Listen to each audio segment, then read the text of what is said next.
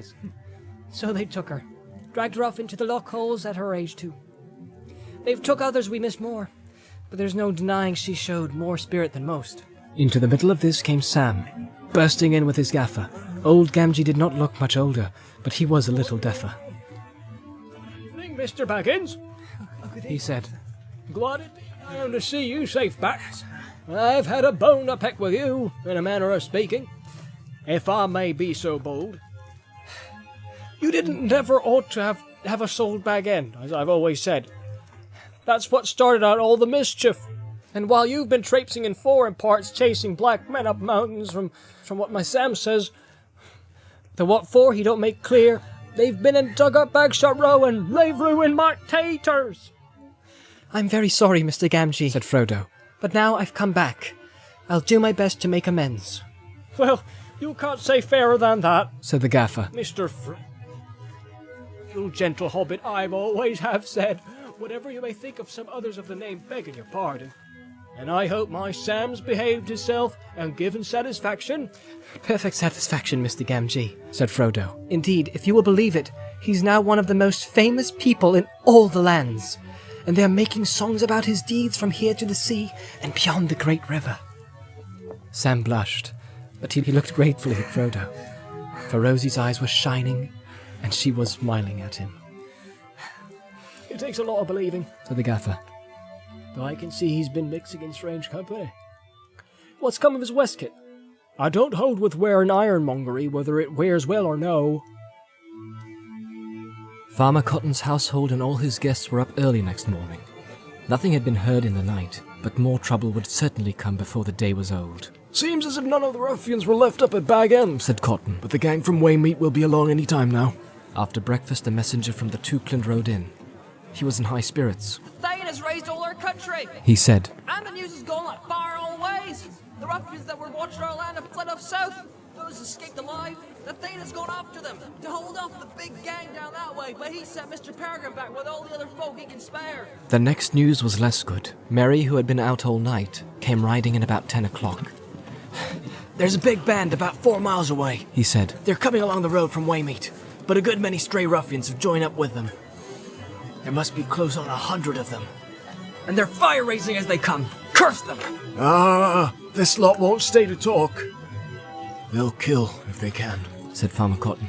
"If Dukes don't come sooner, we'd best get behind cover and shoot without arguing.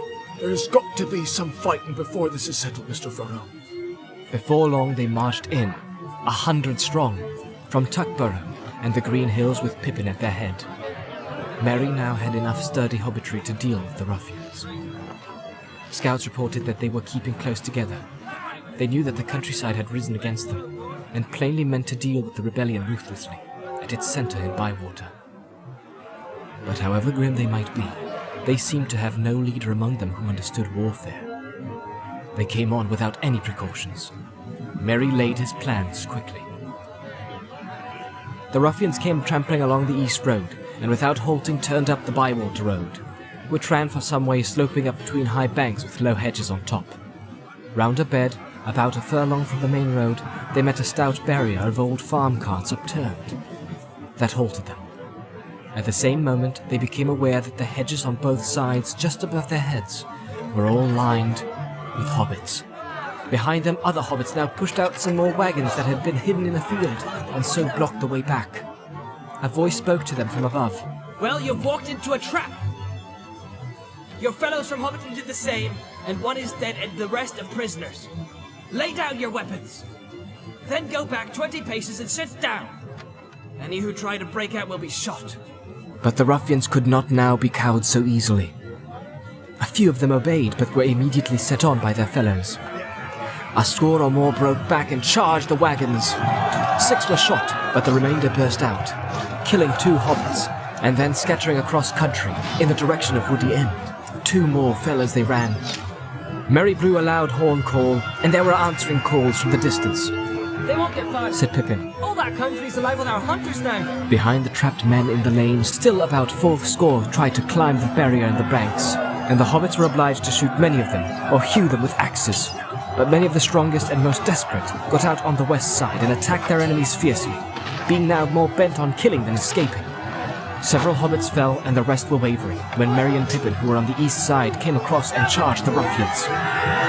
Merry himself slew the leader, a great squint-eyed brute, like a huge orc. Then he drew his forces off, encircling the last remnant of the men in a wide ring of archers. At last, all was over. Nearly 70 of the ruffians lay dead on the field, and a dozen were prisoners. 19 hobbits were killed, and some 30 were wounded. The dead ruffians were laden on wagons and hauled off to an old sand pit nearby, and there buried, in the battle pit, as it was afterwards called. The fallen hobbits were laid together in a grave on the hillside, where later a great stone was set up with a garden about it. So ended the Battle of Bywater, 1419. The last battle fought in the Shire, and the only battle since the Greenfields, 1147, away up in the North Farthing. In consequence, though it happily cost very few lives, it has a chapter to itself in the Red Book, and the names of all those who took part were made into a roll, and learned by heart by Shire historians. The very considerable rise in the fame and fortune of the Cottons dates from this time, but at the top of the roll in all accounts stand the names of Captains Meriadoc and Peregrine. Frodo had been in the battle, but he had not drawn a sword, and his chief part has been to prevent the hobbits in their wrath at their losses from slaying those of their enemies who threw down their weapons. When the fighting was over and the later labours were ordered, Merry, Pippin and Sam joined him, and they rode back with the Cottons. They ate a late midday meal, and then Frodo said with a sigh, "Well, I suppose it is time now that we dealt with the chief." Yes, indeed. The sooner the better, said Merry. And don't be too gentle. He's responsible for bringing in these ruffians, and for all the evil that they have done. Farmer Cotton collected an escort of some 24 sturdy hobbits. For it's only a guess that there is no ruffians left at Pack End, he said. We don't know. Then they set out on foot. Frodo, Sam, Merry and Pippin led the way. It was one of the saddest hours in their lives. The great chimney rose up before them, and as they drew near, the old village across the water, through rows of new mean houses along each side of the road, they saw the new mill in all its frowning and dirty ugliness. A great brick building, straddling the stream, which it fouled with the steaming and stinking overflow. All along the Bywater Road, every tree had been felled. As they crossed the bridge and looked up the hill, they gasped. Even Sam's vision in the mirror had not prepared him for what he saw. The old grange on the west side had been knocked down, and its place taken by rows of tarred sheds. And the chestnuts were gone. The banks and hedgerows were broken. Great wagons were standing in disorder in a field beaten bare of grass. Bagshot Row was yawning sand and gravel quarry. Bag End up beyond could not be seen for a clutter of large huts. They've cut it down! Cried Sam. They've cut down the party tree! He pointed to where the tree had stood under which Bilbo had made his farewell speech. It was lying lopped and dead in the field. As if this was the last straw, Sam burst into tears. A laugh put an end to them. There was a surly hobbit lounging over the low wall of the mill yard. He was grimy-faced and black-handed. Don't they like it, Sam? He sneered. But you always was soft. Over one of the ships you used to prattle about.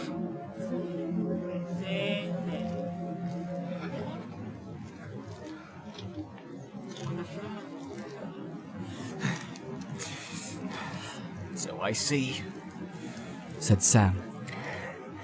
No time for washing, but time for wall propping.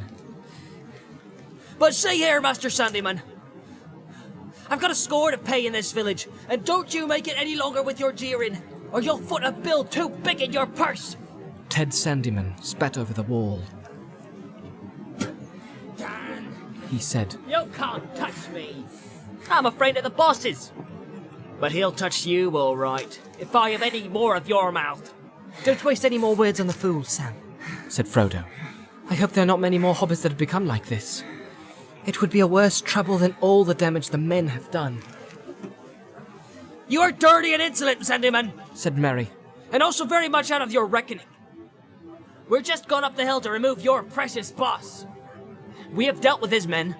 Ted gaped, for at that moment he first caught sight of the escort that at a sign from Merry now marched over the bridge. Dashing back into the mill, he ran out with a horn and blew it loudly. Ha ha! Save your breath. Laughed Merry. I've a better. Then lifting up his silver horn, he winded it, and his clear call rang over the hill, and out of the holes and sheds and shabby houses of Hobbiton, the hobbits answered, and came pouring out, and with cheers and loud cries, they followed the company up the road to Bag End. At the top of the lane, the party halted, and Frodo and his friends went on, and they came at last to the once beloved place. The garden was full of huts and sheds, some so near the old westward windows that they cut off all their light. There were piles of refuse everywhere. The door was scarred, the bell chain was dangling loose, and the bell would not ring. Knocking brought no answer. At length, they pushed, and the door yielded. They went in. The place stank, and was full of filth and disorder. It did not appear to have been used for some time. Miserable loaf, Said Merry. They had searched every room and found no living thing save rats and mice. Search the sheds. this is worse than Mordor. Said Sam. Much worse in a way. It comes home to you, as they say. Because it is home. And you remember it before it was all ruined. Yes, this is Mordor, said Frodo. Just one of its works. Saruman was doing its work all the time, even when we thought he was working for himself. And the same with those that Saruman tricked. Like Lotho. Merry looked round in dismay and disgust. Let's get out, He said, If I'd known all the mischief that he had caused, I should have stuffed my patch down Saruman's throat. But you didn't know. And so...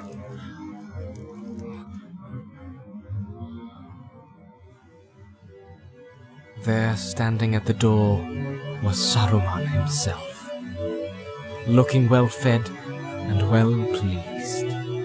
His eyes gleamed with malice and amusement. A sudden light broke on Frodo. Sharky! He cried. Saruman laughed.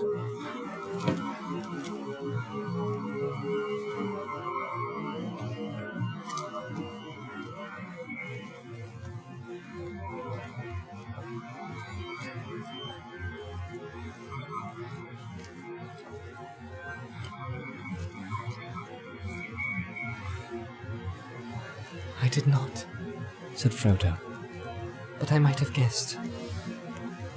A little mischief in a mean way.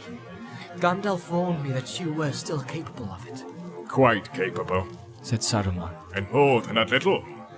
You made me laugh, you hobbit lordlings, riding along with all those great people, so secure and so pleased with your little selves.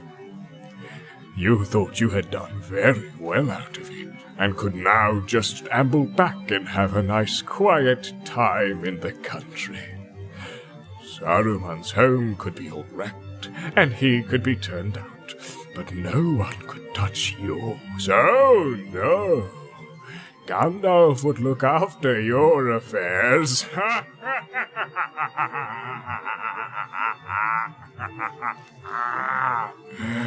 Not he. When his tools have done their task, he drops them, But you must go dangling after him, dawdling and talking, and riding round twice as far as you need it. Well, thought I, if they are such fools, I will get ahead of them and teach them a lesson. One ill turn deserves another. It would have been a sharper lesson if only you had given me a little more time and a little more land. Still, I have already done much that you will find it hard to mend or undo in your lives. And it will be pleasant to think of that and set it against my injuries. Well, if that is what you find pleasure in, said Frodo, I pity you. It will be a pleasure of memory only, I fear. Go at once and never return. The hobbits of the village had seen Saruman come out of one of the huts, and at once they came crowding up to the door of Bag End. When they heard Frodo's command, they murmured angrily. Don't let him go! Kill him! Kill him! Kill him! He's a villain and a murderer! Saruman looked round at their hostile faces and smiled. Kill him! Kill him! He mocked.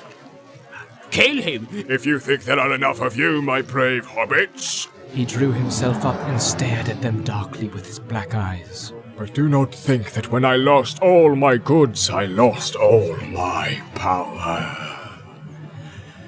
Whoever strikes me shall be accursed, and if my blood stains the Shire, it shall wither and never again be healed.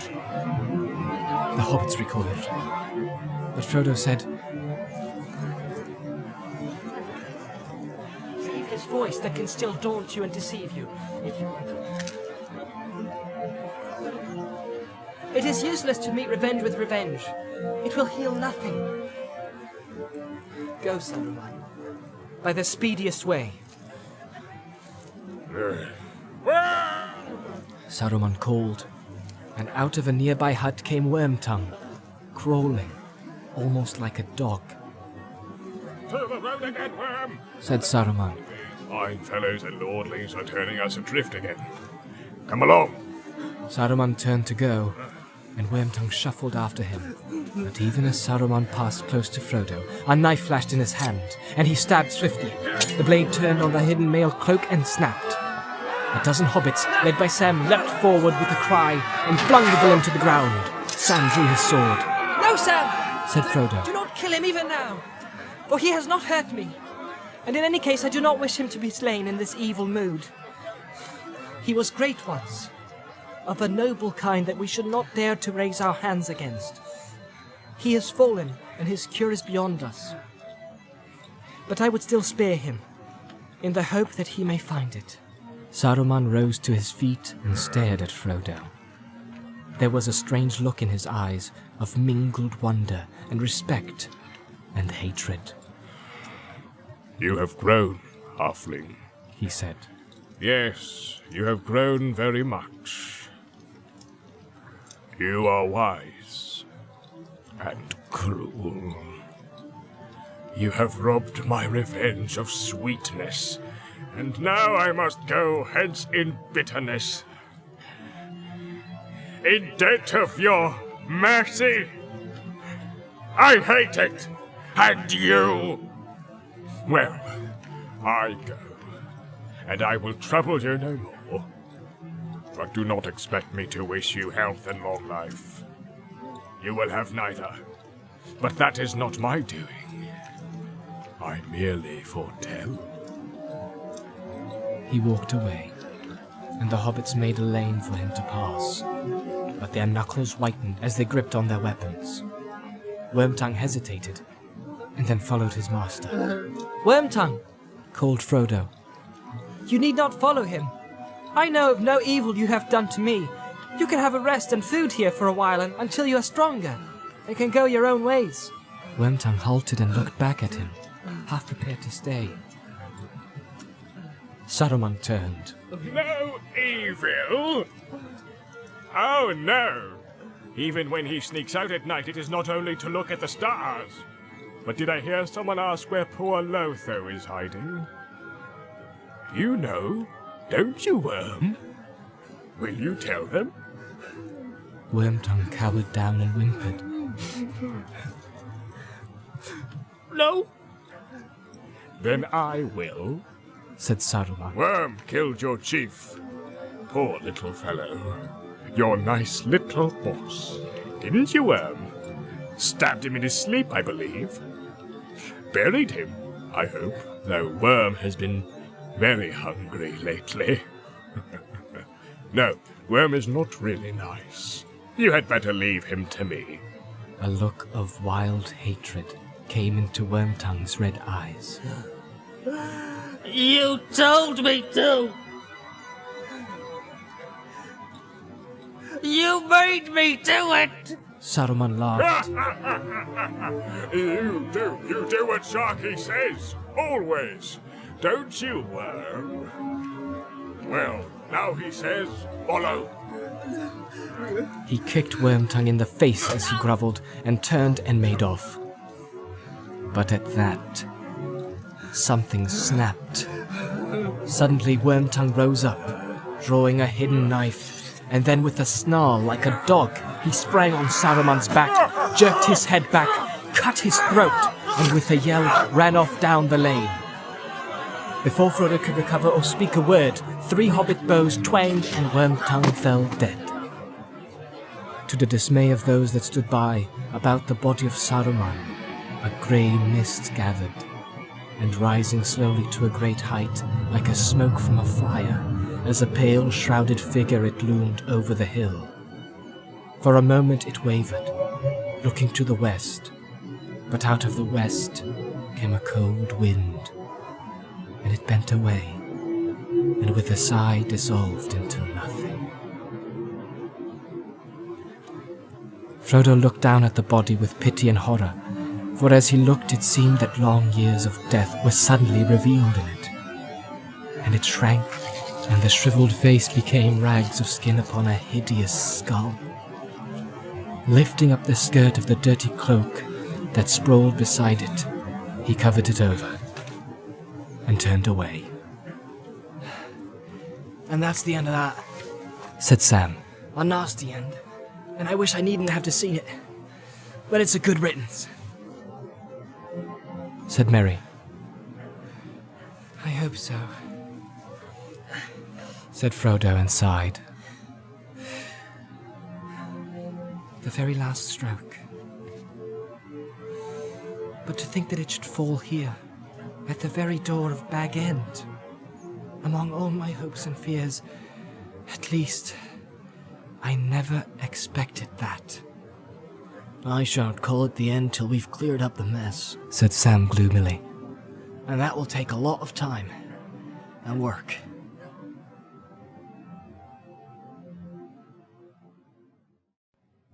The clearing up certainly needed a lot of work, but it took less time than Sam had feared. The day after the battle, Frodo rode to Michel Delving and released the prisoners from the lockholes. One of the first that they found was poor Fredegar Bolger, fatty no longer. He had been taken when the ruffians smoked out a band of rebels that he had led from their buildings up in the Brockenboars by the hills of Skerry. You would have done better to come with us after all, poor old Fredegar, said Pippin as they carried him out too weak to walk. He opened an eye and tried gallantly to smile. Who's this young giant with a loud voice? He whispered. A little Pippin. What's your size now? Then there was Lobelia. Poor thing. She looked very old and thin when they rescued her from the dark and narrow cell. She insisted on hobbling out on her own feet, and she had such a welcome that there was such clapping and cheering when she appeared, leaning on Frodo's arm, but still clutching her umbrella, that she was quite touched, and drove away in tears. She had never in her life been popular before. But she was crushed by the news of Lotho's murder, and she would not return to Bag End. She gave it back to Frodo, and went to her own people, the Bracegirdles of Hardbottle. When the poor creature died next spring, she was after all more than 100 years old, Frodo was surprised and much moved. She had left all that remained of her money and of Lotho's for him to use in helping hobbits made homeless by the Troubles. So, that feud was ended. Old Will Whitfoot had been in the Lockholes longer than any, and though he had perhaps been treated less harshly than some, he needed a lot of feeding up before he could look the part of mayor. So Frodo agreed to act as his deputy until Mr. Whitfoot was in shape again. The only thing that he did as deputy mayor was to reduce the sheriffs to their proper functions and numbers. The task of hunting out the last remnant of the ruffians was left to Merry and Pippin, and it was soon done. The southern gangs, after hearing the news of the Battle of Bywater, fled out of the land and offered little resistance to the Thane. Before the year's end, the few survivors were rounded up in the woods, and those that surrendered were shown to the borders. Meanwhile, the labour of repair went on apace, and Sam was kept very busy. Hobbits can work like bees when the mood and the need comes on them. Now there were thousands of willing hands of all ages, from the small but nimble ones of the hobbit lads and lasses to the well-worn and horny ones of the gaffers and gammers. Before Yule, not a brick was left standing of the new sheriff houses or of anything that had been built by Sharky's men. But the bricks were used to repair many an old hole, to make it snugger and drier. Great stories of goods and food and beer were found that had been hidden away by the ruffians in sheds and barns and deserted holes, and especially in the tunnel at Mickle Delvig, and in the old quarries at Scarry, so that there was a great deal better cheer that Yule than anyone had hoped for. One of the first things done in Hobbiton, before even the removal of the new mill, was the clearing of the hill and Bag End, and the restoration of Bagshot Row. The front of the new sandpit was all levelled and made into a large sheltered garden, and new holes were dug in the southward face, back into the hill, and they were lined with brick. The gaffer was restored to number 3, and he said often, and did not care who heard it, It's an ill wind as blows nobody no good, as I always say. And all's well as ends better. There was some discussion of the name that the new row should be given. Battle Gardens was thought of, or better Smeals. But after a while, in sensible hobbit fashion, it was just called New Row. It was a purely Bywater joke to refer to it as Sharky's End. The trees were the worst loss and damage, for at Sharky's bidding they had been cut down recklessly, far and wide over the Shire, and Sam grieved over this more than anything else. For one thing, this hurt would take long to heal, and only his great-grandchildren, he thought, would see the Shire as it ought to be. Then, suddenly, one day, for he had been too busy for weeks to give a thought to his adventures, he remembered the gift of Galadriel. He brought the box out and showed it to the other travellers, for so they were called now by everyone, and asked their advice. "I wondered when you would think of it," said Frodo. "Open it." Inside it was filled with a grey dust, soft and fine, in the middle of which was a seed, like a small nut with a silver shale. What can I do with this? Said Sam. Throw it in the air on a breezy day and let it do its work. Said Pippin. On what? Said Sam. Choose one spot as a nursery, and see what happens to the plants there. Said Merry. But I'm sure the lady would not like me to keep it all for my own garden. Now so many folk have suffered. Said Sam. Use all the wits and knowledge you have of your own, Sam, said Frodo. And then use the gift to help your work and better it. And use it sparingly. There is not much here, and I expect every grain has a value. So Sam planted saplings in all the places where specially beautiful or beloved trees had been destroyed, and he put a grain of the precious dust in the soil at the root of each. He went up and down the Shire in his labour, but if he paid special attention to Hobbiton and Bywater, no one blamed him. And at the end he found that he still had a little of the dust left, so he went to the 3-farthing stone, which is as near the centre of the Shire as no matter, and cast it in the air with his blessing. The little silver nut he planted in the party field, where the tree had once been. and he wondered what would come of it. All through the winter, he remained as patient as he could, and tried to restrain himself from going round constantly to see if anything was happening. Spring surpassed his wildest hopes. His trees began to sprout and grow, as if time was in a hurry and wished to make 1 year do for 20.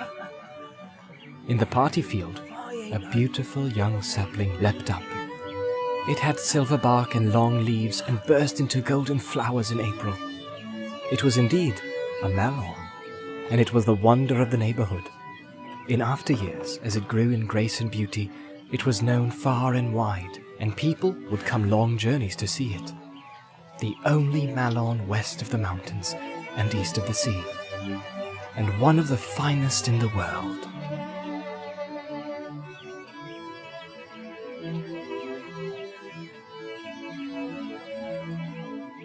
Altogether, 1420 in the Shire was a marvellous year.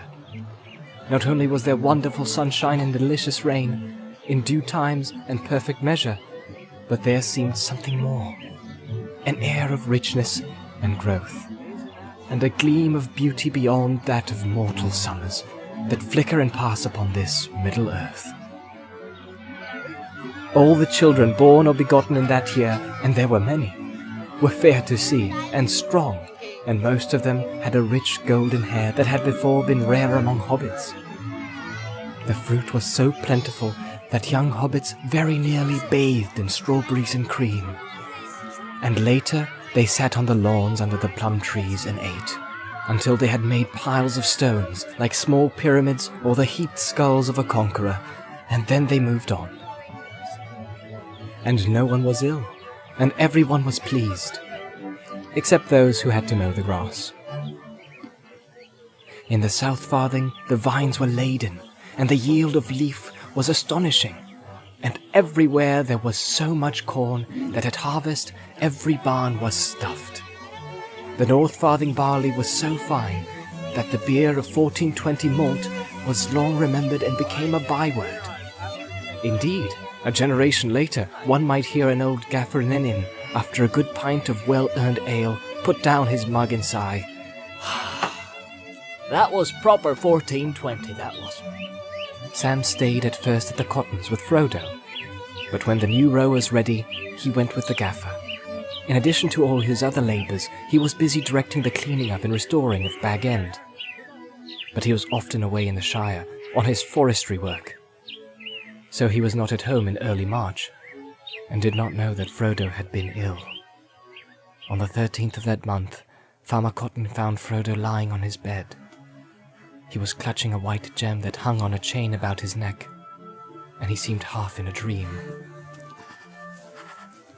It is gone forever, he said. now all is dark and empty. But the fit passed, and when Sam got back on the 25th, Frodo had recovered, and he had said nothing about himself. In the meanwhile, Bag End had been set in order, and Merry and Pippin came over from Crickhollow, bringing back all the old furniture and gear, so that the old hole soon looked very much as it always had done.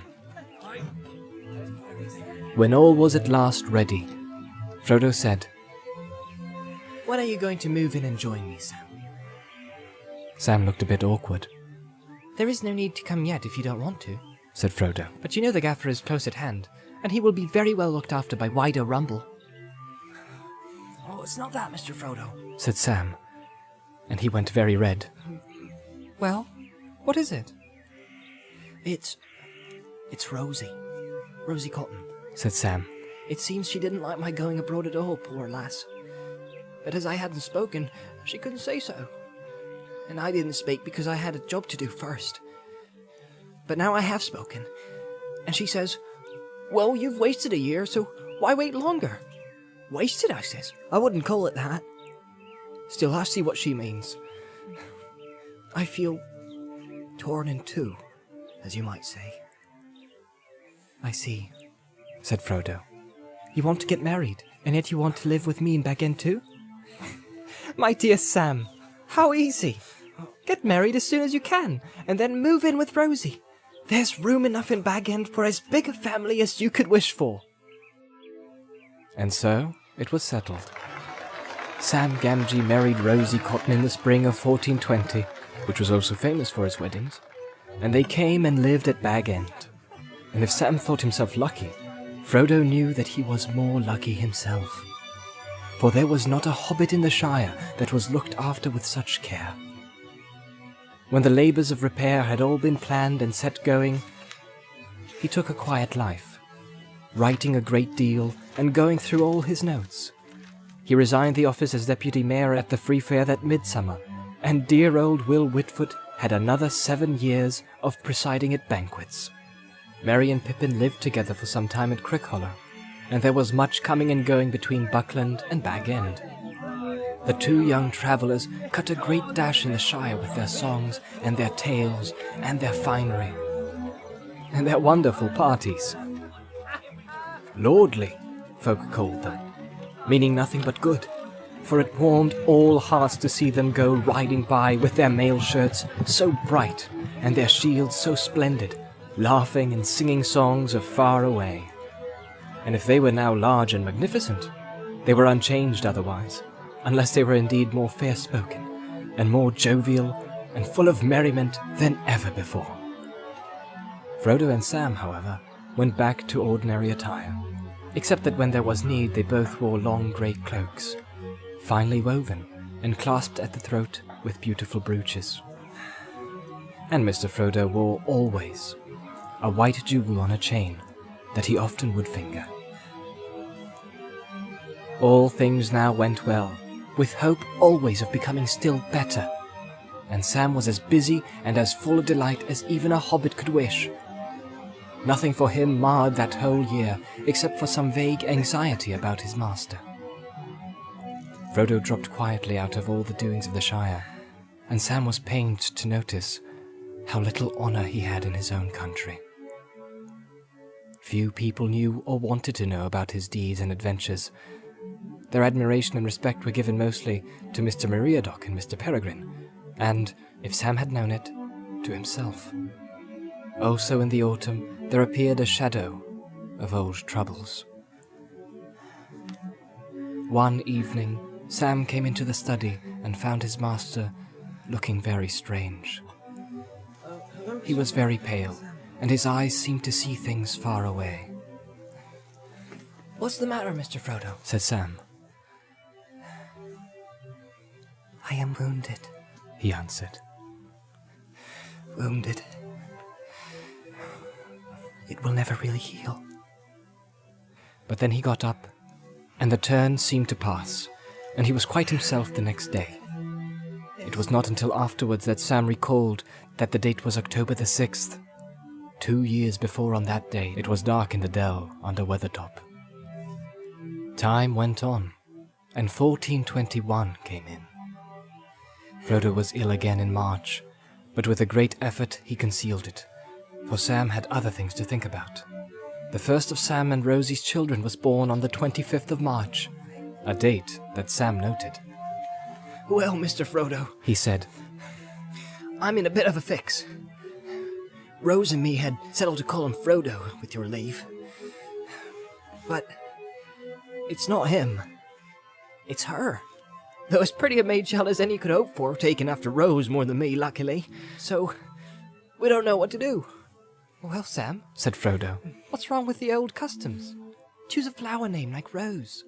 Half the maid children in the Shire are called by such names. And what could be better? I suppose you're right, Mr. Frodo, said Sam. I've heard some beautiful names in my travels, but I suppose they're a bit too grand for daily wear and tear, as you might say. The gaffer, he says, make it short, and then you won't have to cut it short before you can use it. But if it's to be a flower name, then I don't trouble about the length. It must be a beautiful flower, because, you see, I think she's very beautiful, and is going to be beautifuler still. Frodo thought for a moment. Well, Sam, what about Eleanor, the sun star? You remember the little golden flower in the grass of Lothlorien? You're right again, Mr. Frodo, said Sam, delighted. That's what I wanted. Little Eleanor was nearly 6 months old, and 1421 had passed to its autumn, when Frodo called Sam into the study. It will be Bilbo's birthday on Thursday, Sam, He said. and he will pass the old Duke. He will be 131. So he will. Said Sam. He's a marvel. Well, Sam, Said Frodo.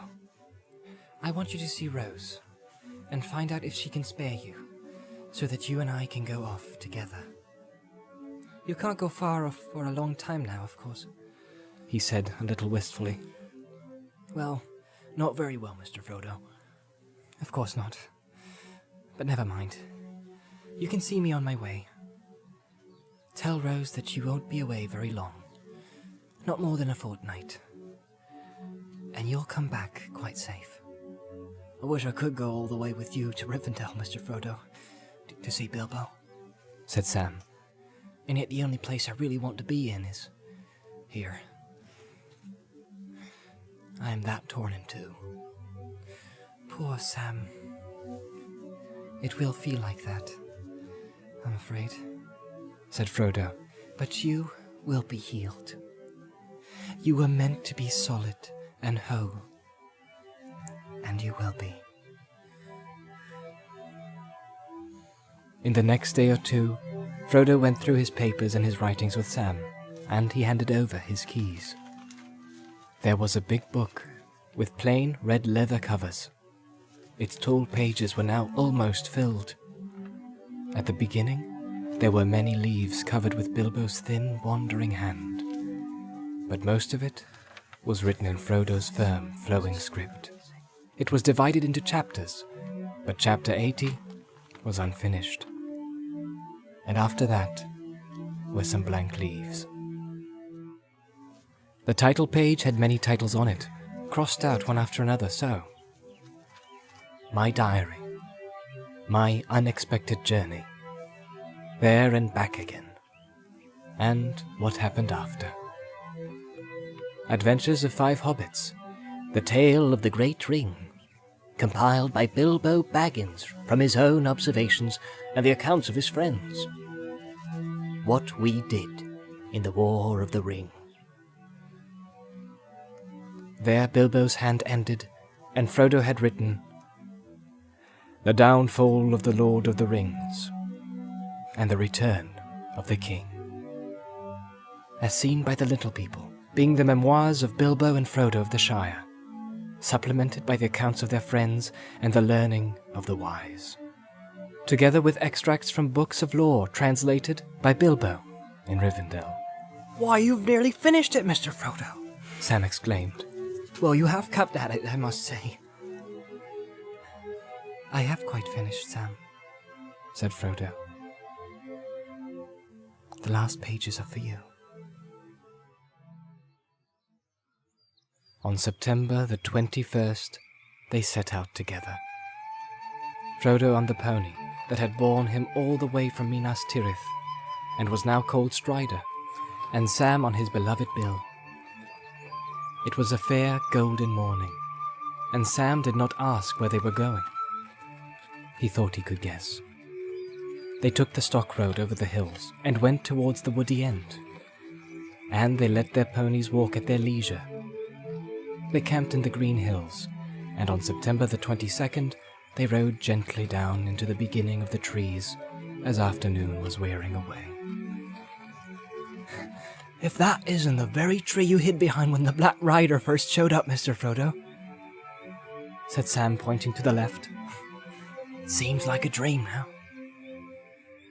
It was evening, and the stars were glimmering in the eastern sky as they passed the ruined oak and turned and went on down the hill between the hazel thickets. Sam was silent, deep in his memories. Presently, he became aware that Frodo was singing softly to himself, singing the old walking song, but the words were not quite the same. Still round the corner there may wait a new road or a secret gate, and though I oft have passed them by, a day will come at last when I shall take the hidden paths that run west of the moon, east of the sun. And, as if in answer, from down below, coming up the road out of the valley, voices sang, Aelbereth Gilthoniel, si livren pena Miriel, o menel aglar Elenath, Gilthoniel a Elbereth. We still remember, we who dwell in this far land beneath the trees, the starlight on the western seas. Frodo and Sam halted and sat silent in the soft shadows, until they saw a shimmer as the travelers came towards them. There was Gildor and many fair elven folk, and there, to Sam's wonder, rode Elrond and Galadriel. Elrond wore a mantle of grey, and had a star upon his forehead, and a silver harp that was in his hand, and upon his finger was a ring of gold, with a great blue stone. Vilya, mightiest of the three. But Galadriel sat upon a white palfrey, and was robed all in glimmering white, like clouds about the moon, for she herself seemed to shine with a soft light. On her finger was Nenya, the ring wrought of mithril, that bore a single white stone flickering like a frosty star. Riding slowly behind on a small grey pony, and seeming to nod in his sleep, was Bilbo himself. Elrond greeted them gravely and graciously, and Galadriel smiled upon them. Well, Master Samwise, she said, I hear and see that you have used my gift well. The Shire shall now be more than ever blessed and beloved. Sam bowed, but found nothing to say. He had forgotten how beautiful the lady was. Then Bilbo woke up and opened his eyes. Hello, Frodo. He said, Well, I have passed the old Duke today, so that's settled. And now I think I am quite ready to go on another journey. Are you coming? Yes, I am coming, said Frodo. The ring-bearers should go together. Where are you going, Master? Cried Sam, though at last he understood what was happening. To the Haven, Sam, said Frodo. And I can't come. No, Sam. Not yet, anyway. Not further than the Havens. Though you too are a ring-bearer, if only for a little while. Your time may come. Do not be too sad, Sam. You cannot always be torn in two. You will have to be one and whole for many years. You have so much to enjoy, and to be, and to do. But, said Sam, and tears started in his eyes. but I thought you were going to enjoy the Shire too. For years and years. After all you've done. So I thought too once. But I've been too deeply hurt, Sam. I tried to save the Shire, and it has been saved. But not for me. It must often be so, Sam. When things are in danger, someone has to give them up, lose them, so that others may keep them. But you are my heir. All that I had and might have had, I leave to you. And also, you have Rose and Eleanor. And Frodo lad will come, and Rosie lass, and Merry, and Goldilocks, and Pippin, and perhaps more that I cannot see. Your hands and your wits will be needed everywhere. You will be mayor, of course, as long as you want to be, and the most famous gardener in history. and you will read things out of the Red Book and keep alive the memory of the age that is gone, so that people will remember the great danger, and so love their beloved land all the more. And that will keep you as busy and as happy as anyone can be, as long as your part of the story goes on.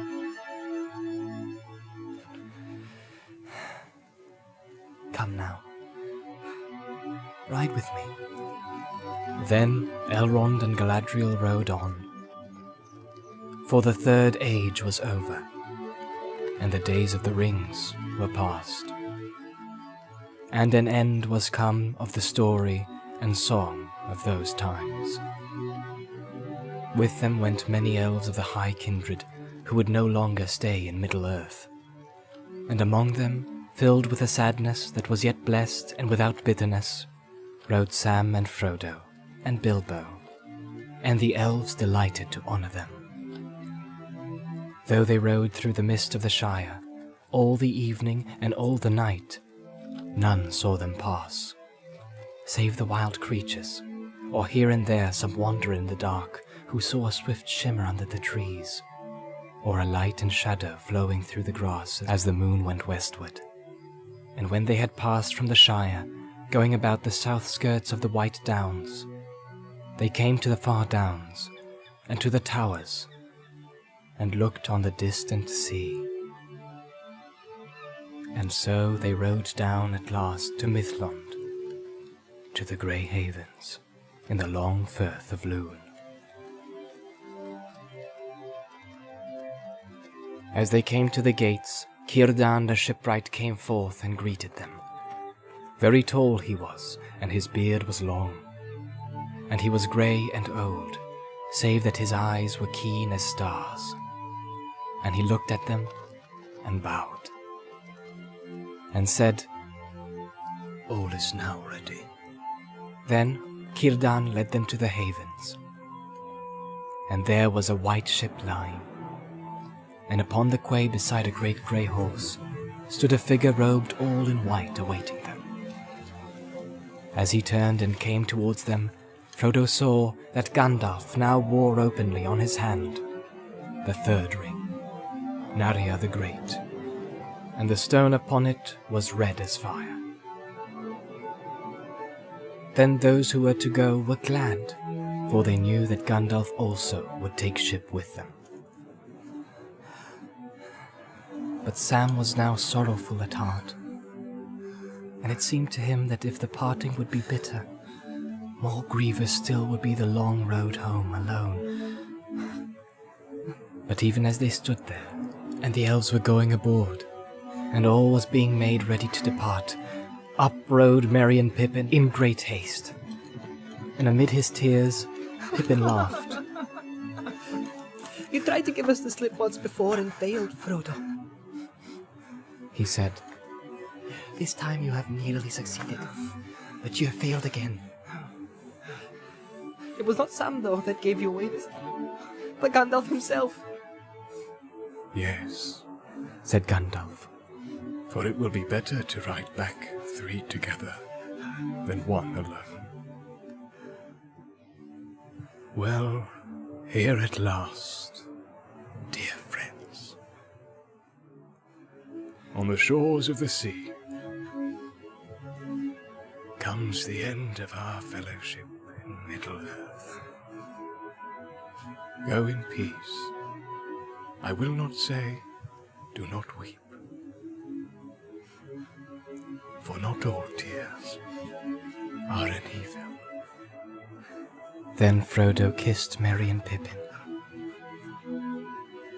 and last of all Sam.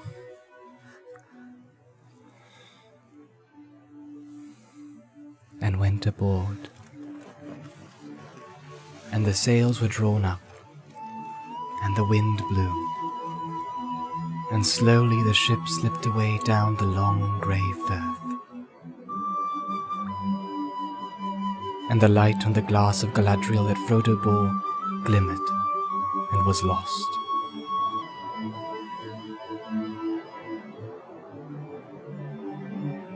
And the ship went out into the high sea, passed on into the west.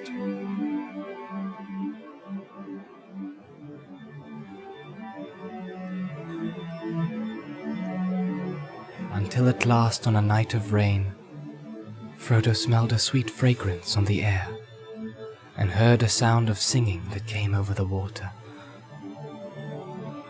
And then it seemed to him that, as in his dream in the house of Bombadil, the grey rain curtain turned all to silver glass and was rolled back, and he beheld white shores, and beyond them a far green country, under a swift sunrise.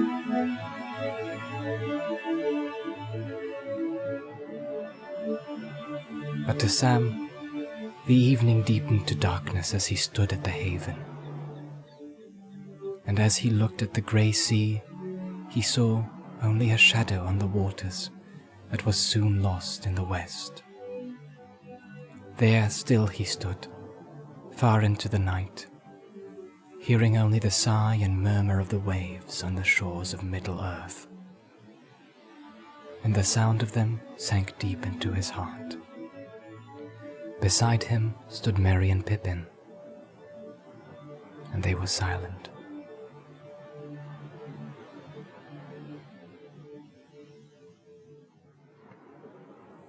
At last the three companions turned away, and never again looking back they rode slowly homewards. And they spoke no word to one another until they came back to the Shire. But each had great comfort in his friends on the long grey road. At last they rode over the downs and took the east road, and then Merry and Pippin rode on to Buckland, and already they were singing again as they went. But Sam turned to Bywater, and so came back up the hill, as day was ending once more, and he went on. And there was yellow light and fire within, and the evening meal was ready, and he was expected. And Rose drew him in, and set him in his chair, and put little Eleanor upon his lap. He drew a deep breath. Well, I'm back, he said.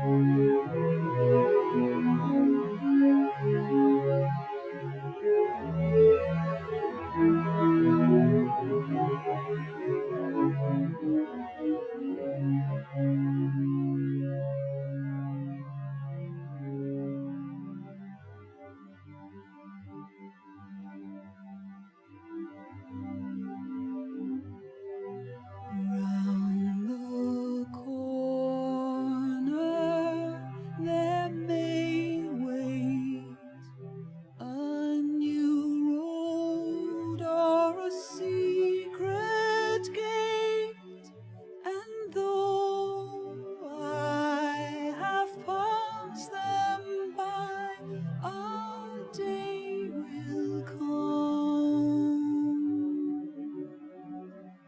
I will take the hidden path that runs west of the moon and east of the sun. I'm glad that you are here with me, here at the end of all things. Night too shall be beautiful and blessed, and its fear will pass. I must leave, must cross this sea. The love you gave is all I take with me. Use well the days, use well the days. Turn your face to the green world. Use well the days.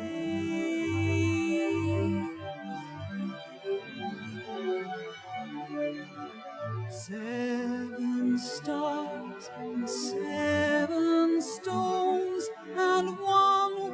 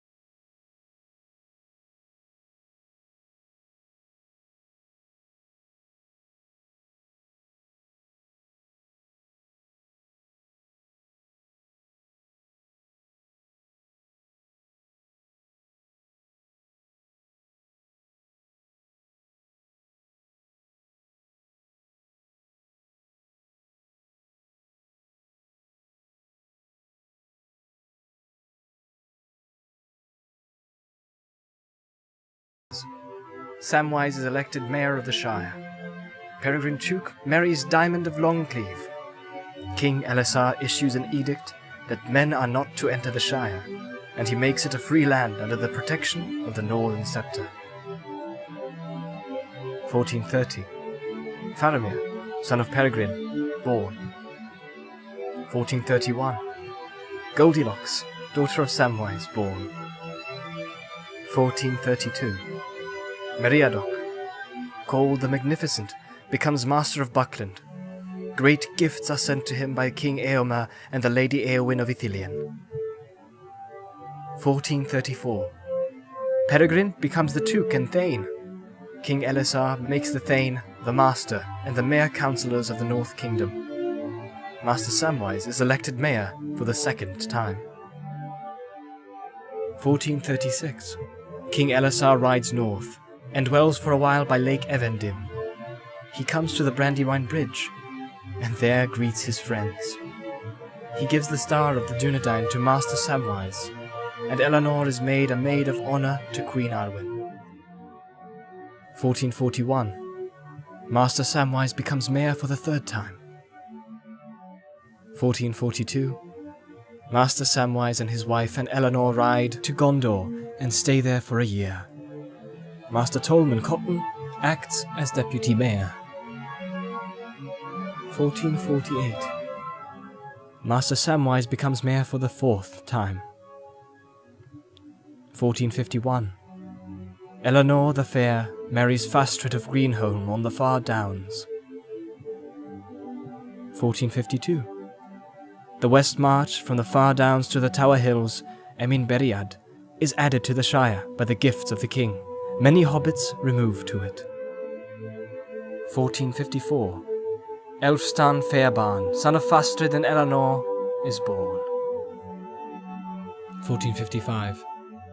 Master Samwise becomes mayor for the fifth time. At his request, Thane makes Fastred warden of Westmarch.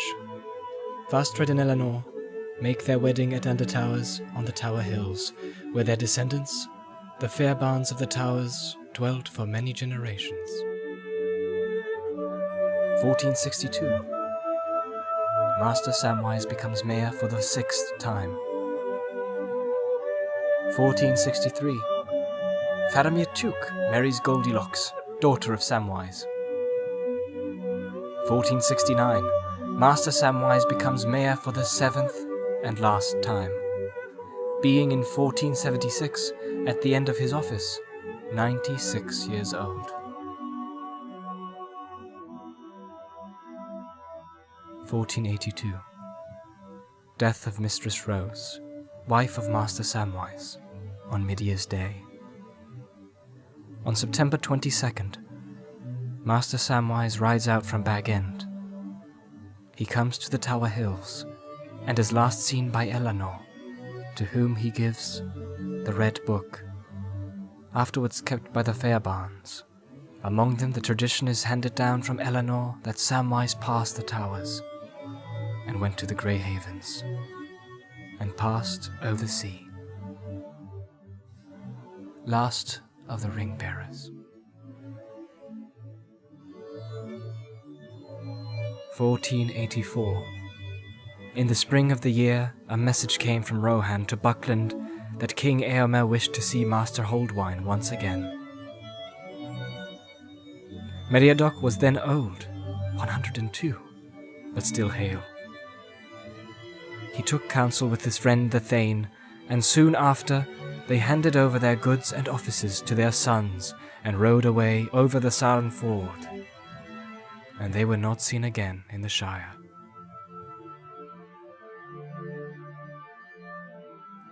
It was heard after that Master Meriadoc came to Edoras, and was with King Eomer before he died in that autumn. Then he and Thane Peregrine went to Gondor, and passed what short years were left to them in that realm, until they died, and were laid in Rathdinnen among the great of Gondor. 1541.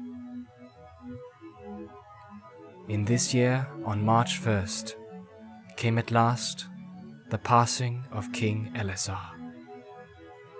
It is said that the beds of Meriadoc and Peregrine were set beside the bed of the great king. Then, Legolas built a grey ship in Ithilien, and sailed down Anduin, and so over sea.